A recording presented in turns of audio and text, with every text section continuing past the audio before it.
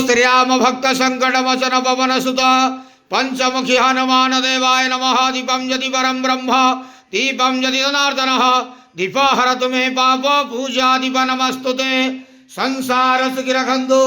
आज मार्गशीर मासर शुभ एकादशी शुभ शनिवार रे समस्त श्रद्धालु भक्त मान को आशीर्वाद करंतु मनस्कामना पूर्ण करंतु कर्म क्षेत्रोन्नति करंतु ग्रहनिष्ठ खंडन करंतु जगतर मंगल करंतु विश्वर कल्याण करंतु आपण नाम प्रकाश करंतु।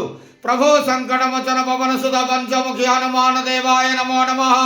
मनोज मारुत तुल्य वेगं जितेन्द्रियं बुद्धिमता वरिष्ठं वातात्मजं वानरहितमक्षं श्रीरामदूतं शरणं प्रपद्ये।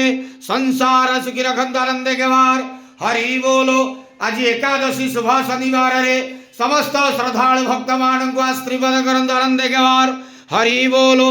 प्रभु पंचमुखी हनुमान देवाय नमो नमः।